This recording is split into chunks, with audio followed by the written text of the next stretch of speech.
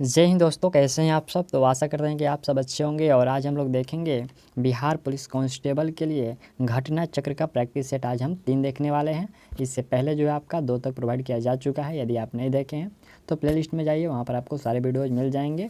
और यह जो आपका प्रैक्टिस सेट है तो घटना चक्र पब्लिकेशन की तरफ से जो है 2 बुक आपको प्रोवाइड किया गया है। पहला जो बुक था वह क्वेश्चन बैंक था, और जो ये दूसरा बुक है आपका प्रैक्टिस सेट का बुक है। तो इसमें टोटल आपका 10 प्रैक्टिस सेट दिया गया है। हम लोग जो है 10 दिनों में इसको कंप्लीट कर लेंगे। सबसे पहले आप लोग इस बुक को देख लीजिए। ये आपको बिहार पुलिस कांस्टेबल जो आपका 21,391 पदों पर नई वैकेंसी आई हुई है, उसके लिए आपको नया प्रैक्टिस सेट लॉन्च किया गया है। बहुत ही अच्छा बुक है, आप लोग इससे प्रैक्टिस सेट लगाइए। और ये रहा हम लोगों का प्रैक्टिस सेट 3। यदि आपको इसका PDF चाहिए तो वीडियो के डिस्क्रिप्शन में टेलीग्राम का लिंक दिया गया है, आप लोग टेलीग्राम ज्वाइन कर लीजिएगा। और इसका जो दोस्तों टाइमिंग होता है वो आपको प्रतिदिन 7 बजे इसका सेट जो है प्रोवाइड किया जाता है। तो आप लोग 7 बजे लाइव क्लास में ज़रूर जुड़िएगा। और चलिए हम लोग इसको स्टार्ट करते हैं। पहला जो प्रश्न रहा, ये प्रश्न कह रहा है कि दामिनी का पर्यायवाची है। दामिनी का पर्यायवाची क्या होता है? चपला, नंदिनी, तरनी या फिर सरिता। राइट आंसर होगा दोस्तों दामिनी का पर्यायवाची हो जाएगा ये चपला। दामिनी का और भी कोई पर्यायवाची है, जैसे कि विद्युत हो गया, सौदामिनी हो गया, बिजुरी हो गया, क्षण प्रभा इत्यादि जो है ये दामिनी का पर्यायवाची शब्द है। दूसरा प्रश्न यहाँ से ये रहा, प्रश्न है कि दिए गए वाक्यांश के लिए एक शब्द दीजिए। दिए गए वाक्यांश के लिए एक शब्द, यह कह रहा है कि मध्य रात्रि का समय। तो मध्य रात्रि के समय को हम लोग क्या कह सकते हैं एक भाषा में? तो इसे हम लोग निशीथ कह सकते हैं, निशीथ कह सकते हैं। Option C correct. चलिए अगला प्रश्न 3 नंबर है। सभी लोग आंसर करते रहिएगा। जो भी प्रश्न का आपको आंसर याद हो, कमेंट बॉक्स आपका खुला है। तीसरा प्रश्न है कि सही वर्तनी वाले शब्द का जो है चयन करना है। इसमें दोस्तों 4 जगह पर जन्मांध लिखा गया, और कौन सा जो जन्मांध है वो आपका सही है। तो इसमें हम लोगों का ये जो ऑप्शन बी का जन्मांध है, ऑप्शन बी सही होगा। रास्ता देखना, रास्ता देखना मुहावरे का सही अर्थ क्या होता है? परेशान होना, निराशा होना, मूल्यांकन करना या फिर प्रतीक्षा करना। तो रास्ता देखना यानी कि प्रतीक्षा करना, ये ऑप्शन सी करेक्ट। एक होता है रास्ता नापना, तो रास्ता नापना यानी कि चले जाना। एक होता है रास्ते पर लाना, तो रास्ते पर लाना यानी कि जो उसे सुधार करना। ठीक है। नेक्स्ट प्रश्न 5वें नंबर, ये प्रश्न है कि दिए गए वाक्य के किस भाग में त्रुटि है। यहाँ पर यह वाक्य कह रहा है कि मैंने सारा माल उसके हाथ में बेच दिया। यहाँ इसमें कहाँ पर त्रुटि की गई है? तो इसमें त्रुटि यह किया गया है उसके हाथ में। हम लोग यहाँ पर उसके हाथ की जो है कोई ज़रूरत नहीं है।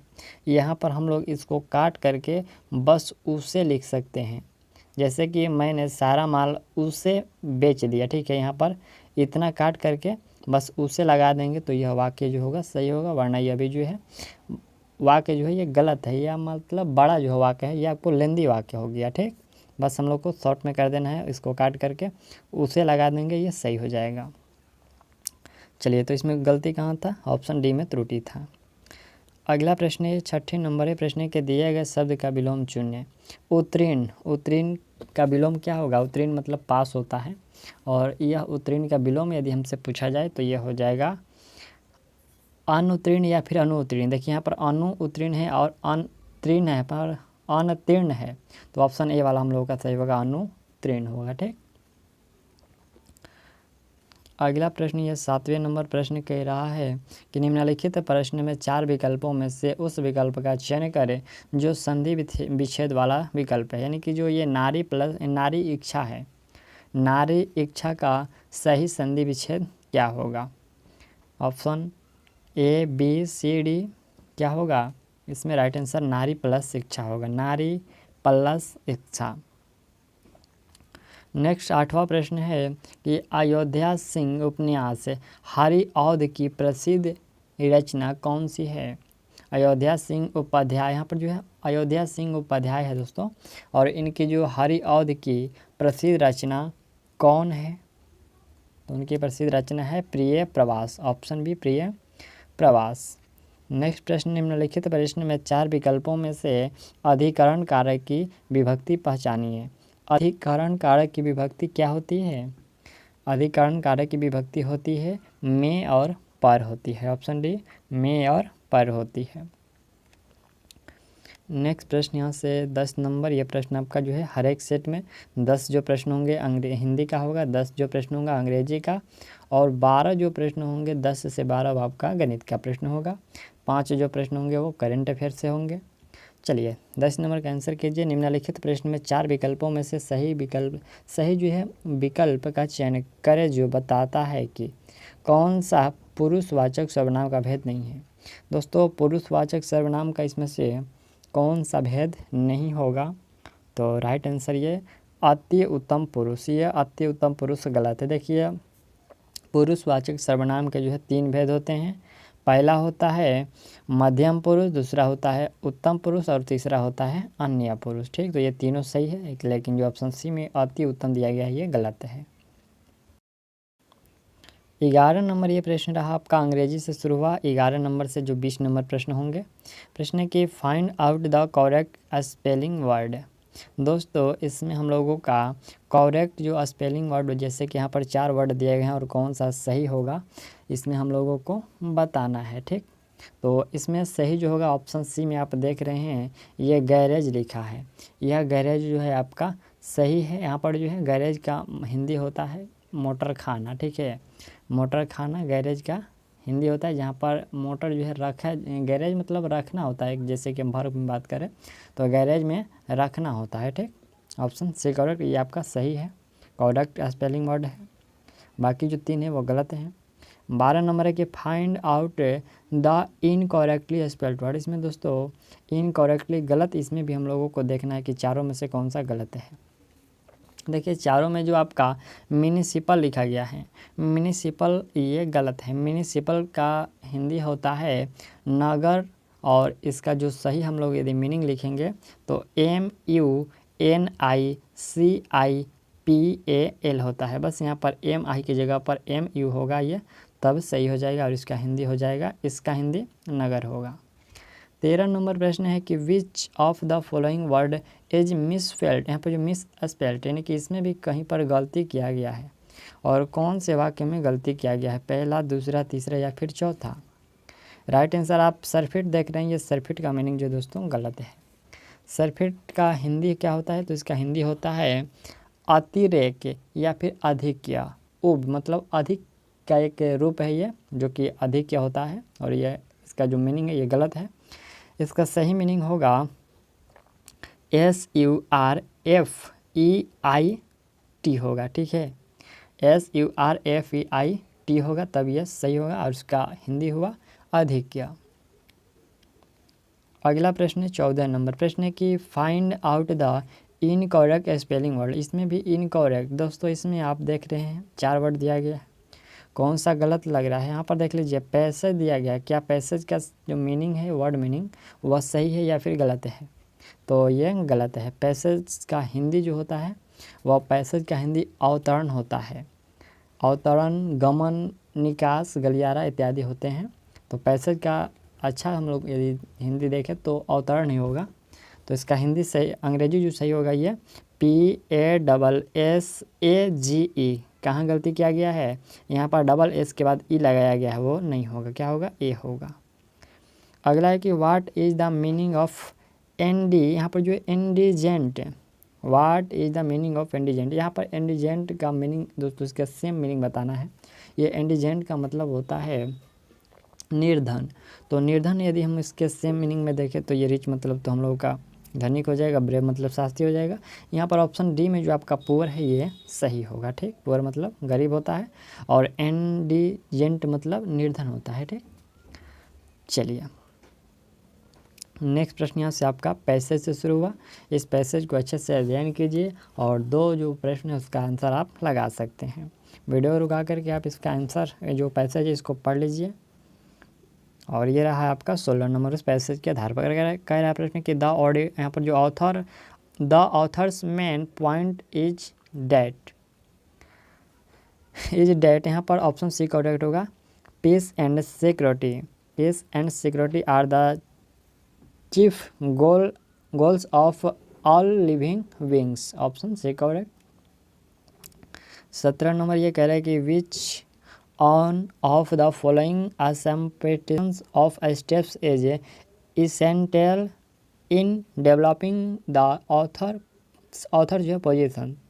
तो इसमें हम लोग का राइट आंसर दोस्तों ऑप्शन जो बी होगा, कह रहे कि the will to survive of a creator, यहाँ पर creator is identified with a desire for peace. Option B correct यहाँ पर देख लीजिए और पैसेज को एक बार फिर से आप लोग पढ़ लीजिएगा। चलिए 18 नंबर प्रश्न है कि use the correct phrasal verb in the gap in the following sentence. यहाँ पर गैप यानी कि जो रिक्त स्थान में भरना है, क्या होगा, यहाँ पर वर्ब देना है, वर्ब का प्रयोग करना है। कह रहे कि the audience dot the speaker, यहाँ पर हम लोग का राइट आंसर होगा कि the audience turned out the speaker, और the audience turned out the speaker. ये टर्नेड आउट मतलब बाहर निकालना होता है। इसका हिंदी हुआ कि दर्शकों ने, द ऑडियंस दर्शकों ने वक्ता को, द स्पीकर को जो है बाहर कर दिया। ठीक है, दर्शकों ने वक्ता को बाहर कर दिया, turned out. Option A correct.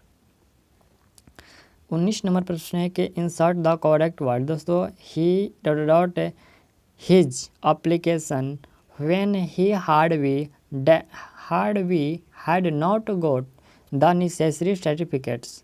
इस रिक्त स्थान में क्या होगा, इस रिक्त स्थान में आपका विड्रॉ का प्रयोग होगा, विड्रॉ का प्रयोग होगा।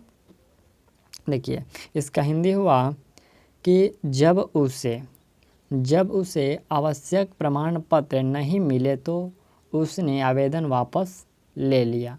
Withdraw his application when he had not got the necessary certificates. Option A correct. अगला प्रश्न दोस्तों 20 नंबर प्रश्न देख लीजिए। ये डायरेक्शन दिया गया, ठीक है, कह रहे कि change the active passive voice of the following sentence. आपको इस सेट में 1 नंबर का एक्टिव पैसिव वॉइस से भी प्रश्न देखने को मिलेगा एग्जाम हॉल में, तो आप लोग वॉइस पर भी कमांड कीजिएगा। देखिए ये एक्टिव में दिया गया है कि the PM was to have opened the dry dock, the PM was to have opened the dry dock. प्रधानमंत्री को सूखी, यहाँ पर जो प्रधानमंत्री को सूखी गोदी खोलनी थी। इसका पैसिव बात यदि हम लोग करेंगे तो पैसिव क्या होगा, आंसर कीजिए आप लोग। The dry dock was to have been opened by the PM, यानी कि PM के द्वारा खोली गई। Option A correct. नेक्स्ट प्रश्न यहाँ से हम लोगों का 21 नंबर प्रश्न है, पूर्वी मध्य रेलवे का मुख्यालय स्थित है। पूर्वी मध्य रेलवे का ये मुख्यालय पूछा गया कि कहाँ है, तो आपका हाजीपुर में हो जाएगा। Option C correct. अगला प्रश्न 22 नंबर ये प्रश्न है कि अंग्रेजी अखबार द बिहार हेराल्ड को किसने प्रकाशित किया। द बिहार हेराल्ड को पूछा गया कि किसके द्वारा प्रकाशित किया गया, तो यह दोस्तों प्रकाशित किया गया बाबू गुरु प्रसाद सेन के द्वारा। ऑप्शन बी बाबू गुरु प्रसाद सेन के द्वारा। और यह अखबार जो है बिहार में, यहाँ पर जो बिहार से प्रकाशित हुआ कब, तो यह 1875 से जो है प्रकाशित होना शुरू हुआ, ये भी याद रखिएगा। 9 नवंबर 2022 को किसने देश के 50वें मुख्य न्यायाधीश CJI के रूप में शपथ ग्रहण किया, तो यह शपथ ग्रहण किया गया न्यायमूर्ति DY चंद्रचूड़ के द्वारा। इन्होंने जो है EU ललित का स्थान लिया है, यह भी याद रखिएगा। 24 नंबर प्रश्न कह रहा है कि सितंबर 2022 में नुआखाई जुहार पर्व प्रमुख रूप से किस राज्य में मनाया गया, तो यह मनाया गया ओडिशा में। ठीक है, ओडिशा में मनाया गया सितंबर 2022 में नुआखाई जो जुहार पर्व है, यह ओडिशा में मनाया गया और यह ओडिशा राज्य का एक प्रमुख पर्व है। 25 अगस्त 2022 को किस 31वें व्यास सम्मान से सम्मानित किया गया। 31वें व्यास सम्मान से 25 अगस्त 2022 को आपको पिछले 1 साल का करंट जो है पूछा जा रहा है, और यह सम्मानित किया गया डॉक्टर असगर वजाहत को। ऑप्शन सी डॉक्टर असगर वजाहत को। 26 नंबर प्रश्न है कि 28 जुलाई से 10 अगस्त 2022 के मध्य 44वें शतरंज ओलंपियाड 2022 का जो आयोजन है यह किया गया, और यह आयोजन किया गया चेन्नई में।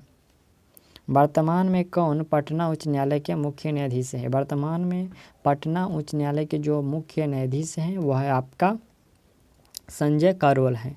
ऑप्शन याद रखिएगा, संजय करोल पटना उच्च न्यायालय के मुख्य न्यायाधीश हैं। अगला प्रश्न है कि बिहार राज्य का सबसे जो बड़ा जिला वो कौन है? औरंगाबाद, बेगूसराय, पश्चिम चंपारण या फिर शेखपुरा। बड़ा जिला पूछा गया है। जनसंख्या के आधार पर बिहार का जो सबसे बड़ा जिला है वो तो पटना है, जबकि क्षेत्रफल की दृष्टि से यदि पूछा जाए, यहाँ पर क्षेत्रफल की दृष्टि से बताना है तो पश्चिम चंपारण होगा। ठीक, फिर से देख लीजिएगा, जनसंख्या की दृष्टि से पहले स्थान पर पटना है और क्षेत्रफल की दृष्टि से पश्चिम चंपारण है। बिहार राज्य का उत्तरी पश्चिमी भाग किससे घिरा है? तो यह घिरा हुआ है सोमेश्वर पहाड़ी श्रेणी से। उत्तरी पश्चिमी भाग जो है ये सोमेश्वर पहाड़ी क्षेत्र से घिरा है। अगला प्रश्न है कि लोकसभा के निर्वाचन के लिए जो न्यूनतम आयु, लोकसभा के निर्वाचन के लिए जो न्यूनतम आयु होनी चाहिए वो 25 वर्ष का होनी चाहिए। भारत में यहाँ पर जो भारत में सर्वप्रथम पत्र मुद्रा का जो चलन है ये कब प्रारंभ हुआ था? तो यह प्रचलन प्रारंभ हुआ था 1806 से। अगला प्रश्न 32 नंबर, भारतीय स्टेट बैंक द्वारा देश में पहला तैरता हुआ एटीएम कहाँ स्थापित किया गया? तैरता हुआ एटीएम ये आपको कोच्चि में स्थापित किया गया। भारतीय स्टेट बैंक ने 2004 में देश का पहला तैरता हुआ जो एटीएम है वो कोच्चि, जो कि केरल में shipyard and inland navigation corporation की जो है झंकार पर स्थापित किया है, ये भी याद रखिएगा। निम्न में से किसने बिहार में प्रथम कांग्रेस मंत्रिसभा का नेतृत्व किया? बिहार में प्रथम कांग्रेस मंत्रिसभा का नेतृत्व ये किसके द्वारा किया गया? तो श्री कृष्ण सिंह के द्वारा। ऑप्शन सी, श्री कृष्ण सिंह के द्वारा। नेक्स्ट प्रश्न यह रहा कि राजनीति रत्नाकर नामक पुस्तक के लेखक कौन है? राजनीति रत्नाकर नामक जो पुस्तक है उसके लेखक कौन है? तो चंद्रशेखर ठाकुर हैं। Option C, Chandrashekhar Thakur. निम्न में कौन जो है असुमेलित है? खोज और खोजकर्ता, इसमें कौन सा असुमेलित है हम लोग उसी को देखेंगे। तो इलेक्ट्रॉन का खोज तो ये जे थॉमसन, ये सही है। न्यूट्रॉन का जो खोज है ये जेम्स चडविक के द्वारा किया गया, ये भी सही है। नाभिक का खोज यहाँ पर गोल्डस्टीन बताया जा रहा है, ये गलत है। ट्रांसफार्मर का ये माइकल फैराडे, ये हम लोगों का सही है। और बाकी जो यहाँ पर परमाणु जो नाभिक का खोज है किसके द्वारा? परमाणु नाभिक का खोज ये रदरफोर्ड के द्वारा किया गया था। विद्युत का सबसे अच्छा चालक है, विद्युत का अच्छा चालक चांदी होगा। कौन जो है सम्मिलित नहीं है? एक तरफ राशि है और एक तरफ मात्रक है। लंबाई का मीटर होता है, द्रव्यमान का मीटर नहीं, द्रव्यमान का मीटर जो है नहीं होता है।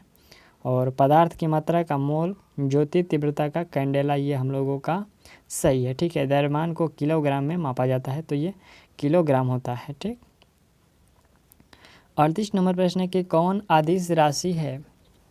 पूछा गया कि कौन जो है अदिश राशि है? वेग, विस्थापन, बल या फिर द्रव्यमान। आंसर कीजिए लोग। द्रव्यमान जो होगा ये आपका अदिश राशि है। ठीक, जबकि वेग, विस्थापन और जो बल होंगे ये सभी सदिश राशि हैं। मनुष्य अपने कान से सुन सकता है तो यह केवल श्रव्य तरंग को ही सुन सकता है। मनुष्य अपने कान से केवल श्रव्य तरंग को सुन सकता है। अगला पॉइंट 40 नंबर, यह प्रश्न रहा कि मानवाधिकार परिषद निम्नलिखित में से किस वर्ष में गठित किया गया? और यह गठित किया गया था 2006 में। इसका गठन जो है 15 मार्च 2006 में किया गया था, मानवाधिकार परिषद का गठन।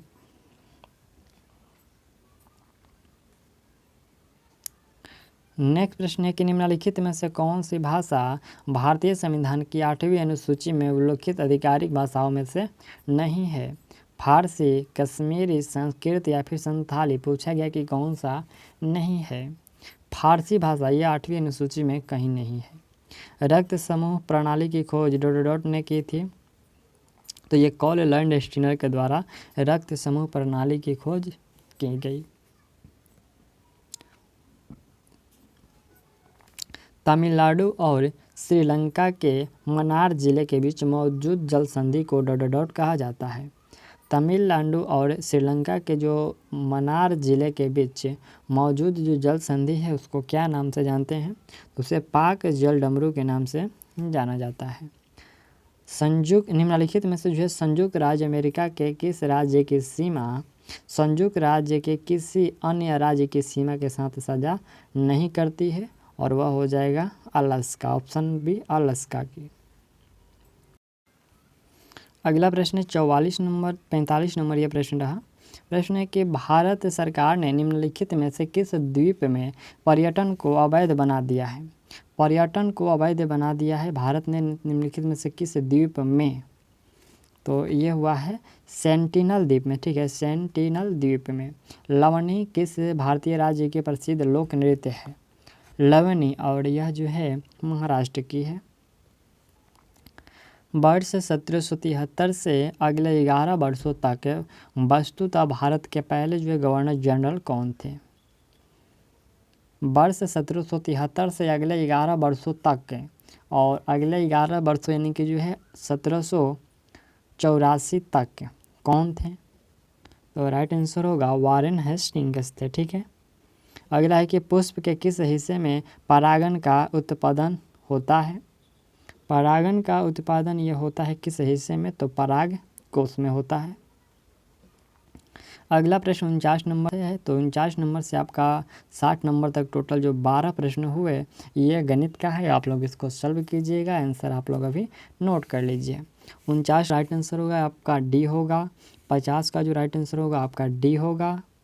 फिर आगे बढ़ते हैं। 51 का राइट आंसर सी होगा। 52 का राइट आंसर ये होगा 480। 53 का राइट आंसर सी होगा। 54 का राइट आंसर डी होगा। 55 का जो राइट आंसर होगा वो भी 10 यानी कि डी होगा। और ये ग्राफ देखिए 56 का राइट आंसर क्या होगा, ए होगा। 57 का सी होगा 175। 58 का राइट आंसर बी होगा 25.66 मीटर। मीटर यहाँ पर मिनट है दोस्तों, मीटर नहीं मिनट है। और 59 का राइट आंसर डी होगा। और 60 नंबर का जो राइट आंसर होगा आपका वह सी होगा 80 किलोमीटर प्रति घंटा। कश्मीर का अकबर नाम से प्रसिद्ध सुल्तान था। तो कश्मीर का अकबर जो है वह सुल्तान जैनुल आबिदीन को कहा जाता है। सुल्तान यहाँ पर जैनुल आबिदीन को जो है कश्मीर का अकबर के नाम से जाना जाता है। आवर्त सारणी किसने तैयार की थी। आवर्त सारणी ये मेंडलीव के द्वारा तैयार किया गया था। अगला है कि किस यौगिक की अनुसंगति जो है 40 है। तो 40 जो है ये NaOH की जो अनुसंगति है ये 40 है। अगला प्रश्न ये 64 नंबर प्रश्न है कि समान वोल्टेज के लिए दो विद्युत बल्ब का जो पावर है वो 200 वाट तथा 100 वाट है। यदि उनका प्रतिरोध क्रमशः R1 और R2 है तो यदि उनका प्रतिरोध R1 और R2 है तो क्या होगा। तो ये दोस्तों R2 बराबर 2R1 होगा। R2 बराबर 2R1 होगा। राष्ट्रीय खेल दिवस 29 अगस्त को मनाया जाता है और ये किन से संबंधित है। तो ये खेल दिवस जो है ये मेजर ध्यानचंद के जन्मदिन से यह संबंधित है। ठीक है, 29 अगस्त को प्रत्येक वर्ष राष्ट्रीय खेल दिवस मनाया जाता है।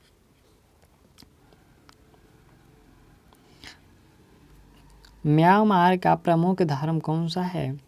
म्यांमार का जो प्रमुख धर्म है वो कौन सा है, तो वह है बौद्ध धर्म है। ठीक, भारत के किस क्षेत्र का कामरूप एक प्राचीन नाम है। कामरूप एक प्राचीन जो नाम है और यह है असम का एक प्राचीन नाम कामरूप।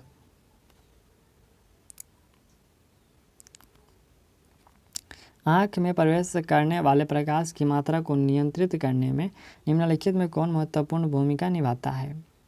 आँख में जो प्रकाश यहाँ पर आँख में आने वाले प्रवेश करने वाला जो प्रकाश होता है, अत्यधिक जो प्रकाश होता है उसको कौन नियंत्रित करता है। तो यह पुतलियों के द्वारा नियंत्रित की जाती है, पुतली। राइट आंसर बी होगा। कॉड लिवर ऑयल डोडोरॉट का स्रोत है। तो यह स्रोत है विटामिन ए का। ठीक है, कॉड लिवर जो ऑयल होता है ये विटामिन ए तथा विटामिन डी का दोनों का स्रोत है। हालांकि जो ऑप्शन में दिया गया है उसी को आंसर लगाना है, ऑप्शन डी करेक्ट। अगला प्रश्न है कि ब्रिटिश हाउस ऑफ कॉमन्स में सर्वप्रथम किस भारतीय ने आर्थिक निष्कासन सिद्धांत की भर्त्सना की थी? और यह जो भर्त्सना है किसके द्वारा की गई थी? तो दादा भाई नौरोजी के द्वारा की गई थी। हिंदू समाज में सुधार और अद्वैतवाद बढ़ाने के लिए ब्राह्म समाज की जो स्थापना यह किसने की? तो ब्राह्म समाज की स्थापना यह किया गया था राजा राम मोहन राय के द्वारा। कब किया गया? तो यह 1828 में किया गया।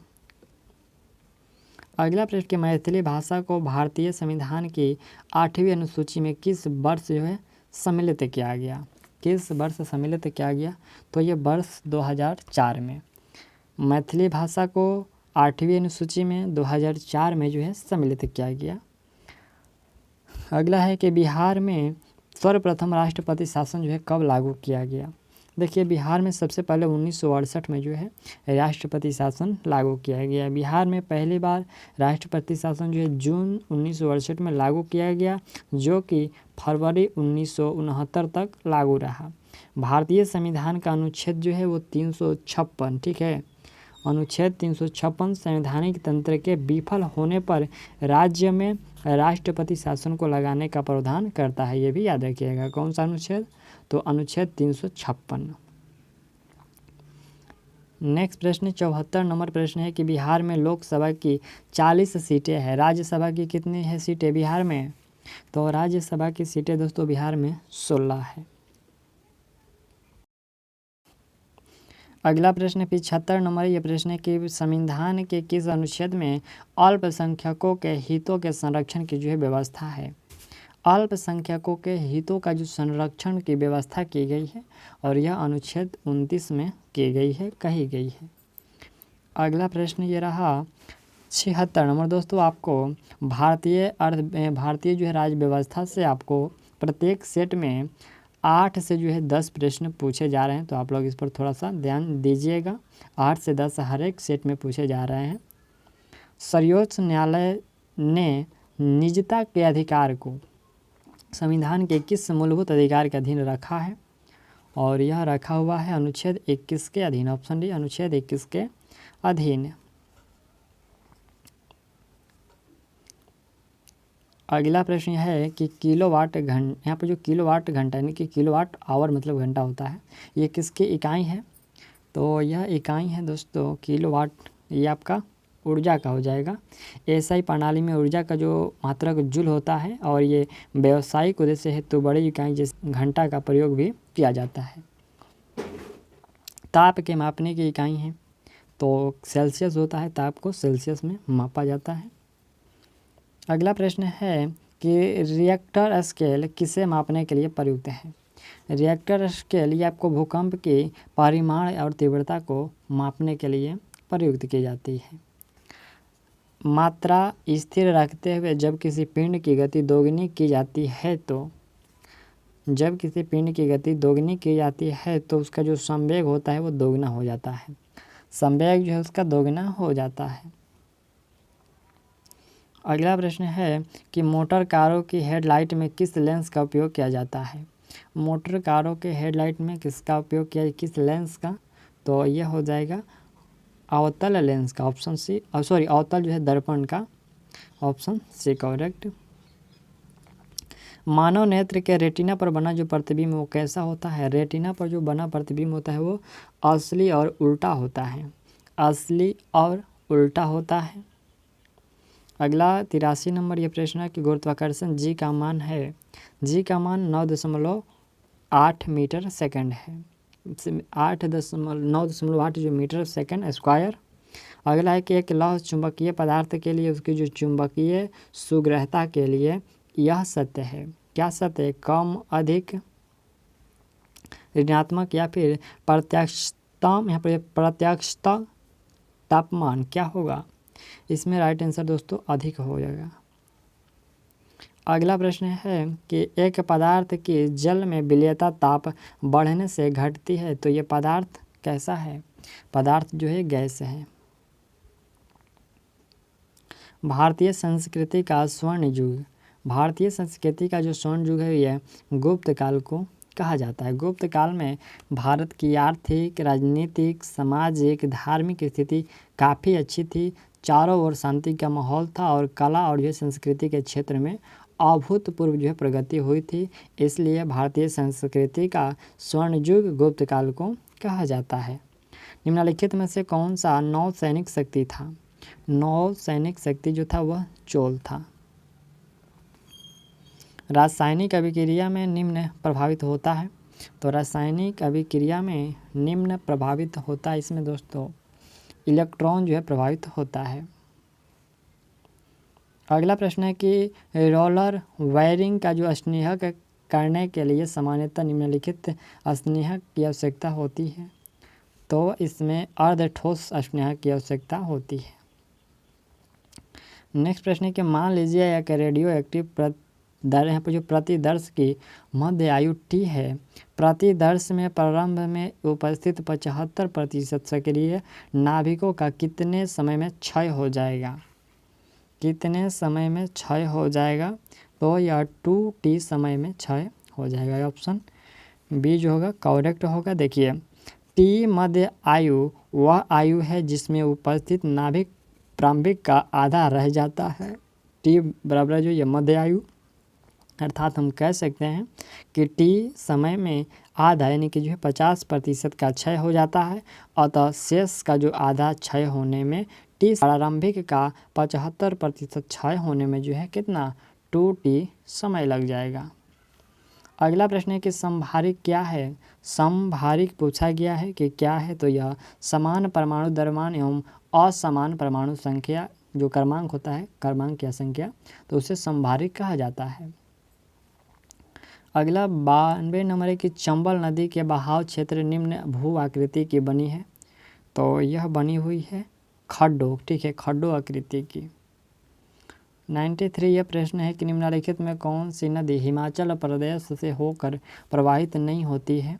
तो झेलम नदी जो है ये हिमाचल प्रदेश से होकर के प्रवाहित नहीं होती है।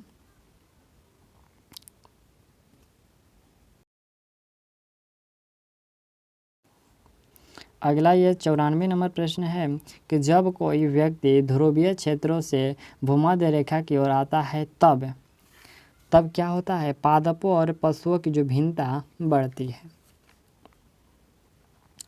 अगला प्रश्न है कि जैसे जैसे विषुवत रेखा से समांतर के साथ ध्रुव की तरफ बढ़ते हैं तो वैसे वैसे पाया जाता है कि वनस्पतियों पशुओं की प्रजाति कम होती जाती है। 96 नंबर प्रश्न है कि यदि पृथ्वी की त्रिज्या 1% घटा दिया जाए तो जी पर क्या प्रभाव पड़ेगा? देखिए पृथ्वी की त्रिज्या यदि 1% घटा दिया जाए तो जो है जी का प्रभाव जो पड़ेगा वह बढ़ेगा। ऑप्शन बी बढ़ेगा।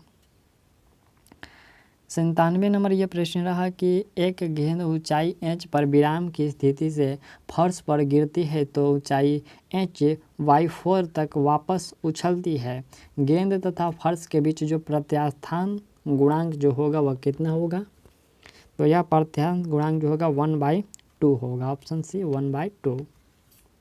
अगला प्रश्न ये रहा कि अभिकेंद्र बल सदैव कार्य करता है और यह हमेशा जो है केंद्र की ओर त्रिज्या के अनुदिश कार्य करता है अभिकेंद्रीय बल।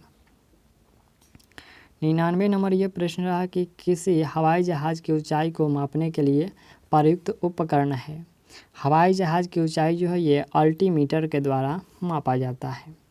अल्टीमीटर एक प्रकार का यंत्र होता है जिससे हवाई जहाज की ऊंचाई ज्ञात की जाती है अथवा किसी निश्चित ऊंचाई पर स्थिर एक पिंड की ऊंचाई तथा जो है पानी के अंदर स्थित किसी पिंड की गहराई नापी जाती है। मंत्रिमंडल की बैठक की अध्यक्षता कौन करता है? मंत्रिमंडल की बैठक की जो अध्यक्षता है यह की जाती है प्रधानमंत्री के द्वारा। ऑप्शन डी प्रधानमंत्री के द्वारा। संविधान के अनुच्छेद 74 के 1 में, ठीक है, 74 के 1 के अनुसार राष्ट्रपति को सहायता और सलाह देने के लिए एक मंत्री परिषद होगी जिसका प्रधानमंत्री, यहाँ पर जिसका जो प्रधान होगा वो प्रधानमंत्री होंगे और यह कहा गया है अनुच्छेद 74 के 1 में। ठीक, तो यहाँ तक हम लोगों ने जो है 100 प्रश्नों को कंप्लीट कर लिया और ये हम लोगों का बिहार पुलिस कांस्टेबल घटना चक्र पब्लिकेशन का सेट हम लोगों का ये 3 था और आप लोग इसमें कितना प्रश्न को सही कर पाए हैं आप लोग कमेंट कर दीजिएगा। और अगला जो सेट होगा कल शाम आपको 7 बजे प्रोवाइड किया जाएगा। तो चलिए मिलते हैं अगले वीडियो में और तब तक के लिए थैंक्स ऑल दी बेस्ट।